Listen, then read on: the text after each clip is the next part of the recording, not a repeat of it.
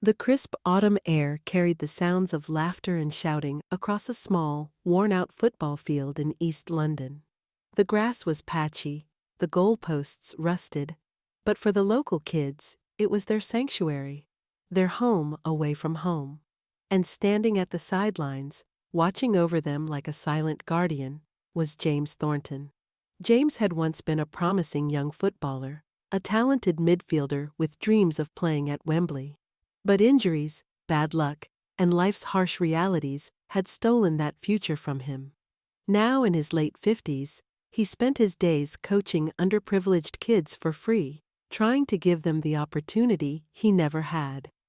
He didn't have much: a worn-out tracksuit, an old pair of cleats, and a heart full of passion. He didn't even own a proper football. But that never stopped him. "All right, boys, keep your heads up, focus on your passes," he called out, his voice hoarse but full of energy. The kids adored him. To them, he wasn't just a coach. He was a mentor, a father figure, someone who believed in them when no one else did. That evening, as the last of the kids packed up and left, a sleek black SUV pulled up near the field. James didn't pay much attention. Probably some businessman passing through. But then the door opened, and out stepped David Beckham. James blinked, convinced his mind was playing tricks on him. Beckham, the David Beckham, one of the greatest footballers of all time, was casually strolling toward him, hands in his pockets, a warm smile on his face. James wiped his hands on his tracksuit. "Blimey, you're David," Beckham said, extending a hand. "And you must be James Thornton?" James hesitated before shaking his hand. Yeah. But how do you know my name?" Beckham chuckled. "Let's just say I've heard a lot about you." James was at a loss for words. Why would someone like Beckham be here, talking to someone like him? Beckham looked around the field, nodding to himself. "You've been coaching these kids for free, haven't you?" James scratched the back of his head. "Well, someone's got to. These lads don't have much, but they've got heart. I just try to keep them off the streets, give them something to believe in." Beckham's expression softened. "I know what that's like." James frowned. "You? But you're—" Beckham smirked. "Trust me, mate. I wasn't always David Beckham. I remember what it was like to fight for a dream."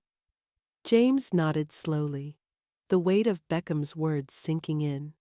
But he still didn't understand. Why was he here? Beckham exhaled, looking around the field again. "This place, it's got potential, but it needs work." James scoffed. "Yeah, tell me about it." Beckham turned back to him. "How about we do something about that?" James blinked. "Come again?" Beckham grinned. "Let's fix this place up. New grass, proper goals, real equipment, everything these kids deserve." James's breath caught in his throat. "Are you serious?" Beckham nodded. "Dead serious." James shook his head in disbelief. "But why? Why do this for us?" Beckham clapped a hand on his shoulder. "Because you've already done the hard part.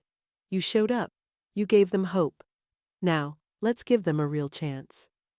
James felt his knees go weak. For years he had scraped by, doing whatever he could to keep these kids playing.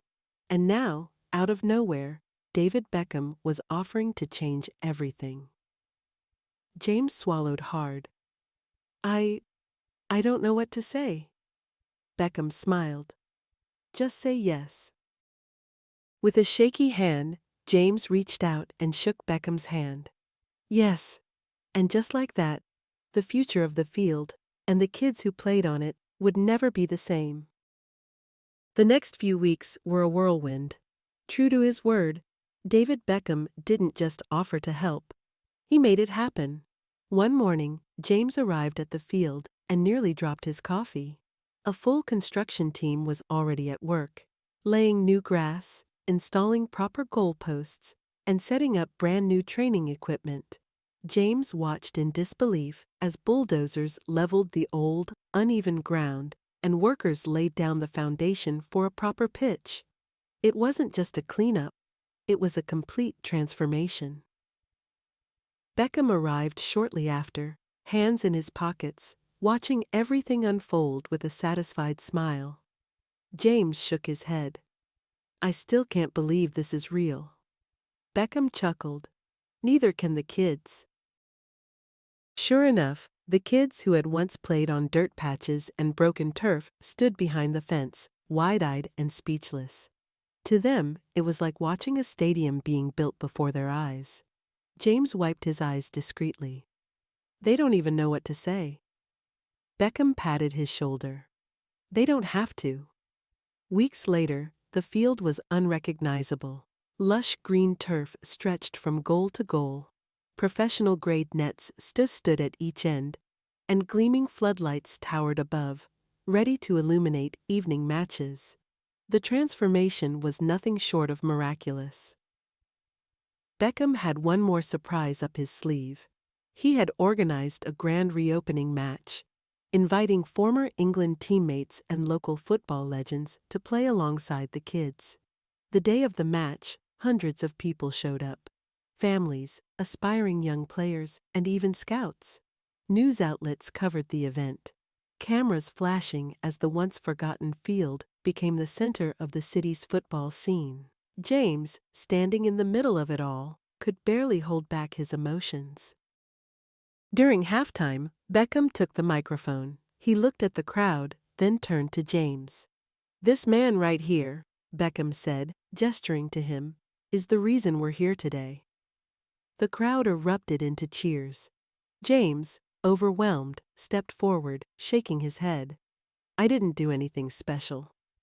Beckham laughed. "Oh, mate, you did everything. You showed up every day for these kids, with no support, no funding, just heart. And that's what football is all about." James's eyes glistened with unshed tears. The applause went on for what felt like forever. After the event, something unexpected happened. A representative from a professional football academy approached James with an offer to become an official youth coach. James, still in shock, stammered, "You mean, like a real job?" The rep smiled. "A real job, with a real salary." James turned to Beckham, who winked. "Told you, you're the real deal." For the first time in decades, James had a future in football again. Years later, the football field remained a pillar of the community. The kids who once played on dirt now had the chance to chase real dreams, some even making it to professional academies. And James? He became one of the most respected youth coaches in the city. One afternoon, as he oversaw another practice session, a familiar black SUV pulled up. Beckham stepped out, hands in his pockets, watching the training session with a proud smile. James smirked. "Back to check up on me?" Beckham grinned. "Had to see how my favorite coach is doing." James looked around, watching the kids dribble, pass, and shoot, all thanks to one unexpected act of kindness. He turned to Beckham and said, "I owe you everything." Beckham shook his head. "Nah, mate, you did this. I just gave you the pitch." James laughed. And for the first time in his life, he truly believed it. And that brings us to the end of this story. If this story touched your heart, don't forget to like the video, share it with your friends, and subscribe for more inspiring stories. Remember, one act of kindness can change a life forever. Thank you for watching.